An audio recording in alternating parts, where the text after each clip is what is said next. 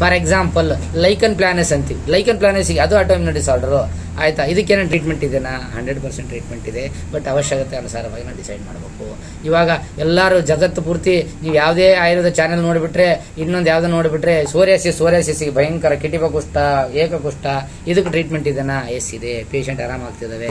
ಇದು self limiting disease ಅಂತಾರೆ, ಮತ್ತು ಜನಗಳಿಗೆ ತೊಂದರೆ ಕೊಡ್ತಾನೆ ಇದೆ ಆಯ್ತಾ. ಅದು ಅಂದ್ಬಿಟ್ಟು ಕಾಂಟ್ಯಾಕ್ಟ್ ಡರ್ಮಟೈಟಿಸ್ ಟ್ರೀಟ್ಮೆಂಟ್ ಇದೆನಾ? ಕಾಂಟ್ಯಾಕ್ಟ್ ಡರ್ಮಟೈಟಿಸ್ ಟ್ರೀಟ್ಮೆಂಟ್ ಇದೆ. ಅದಕ್ಕೆ ಏನು ಕಾರಣ ಇದೆ, ಅದಕ್ಕೆ ತೆಗಿಬೇಕು ಆಯ್ತಾ. ಇದಾದ್ಮೇಲೆ ಏನು, ಈ ಜನಗಳಲ್ಲಿ ಪ್ಯಾರಸ್ಥೇಷಿಯಾ ಇದೆ, ಅದಕ್ಕೇನು ಟ್ರೀಟ್ಮೆಂಟ್ ಇದೆನಾ? ಇದೆ. ಎಕ್ಸಿಮಾ, ಡ್ರೈ ಎಕ್ಸಿಮಾ ಅಂತಿದೆ, ವೀಪಿಂಗ್ ಎಕ್ಸಿಮಾ ಅಂತಿದೆ, ಇದಕ್ಕೆ ಟ್ರೀಟ್ಮೆಂಟ್ ಇದೆನಾ? ಟ್ರೀಟ್ಮೆಂಟ್ ಇದೆ.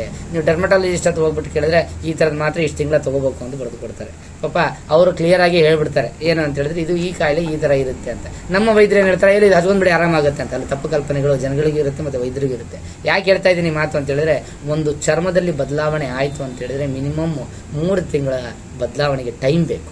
ಅಷ್ಟೊತ್ತು ನಮಗೆ ಪೇಷನ್ಸ್ ಇಲ್ಲ.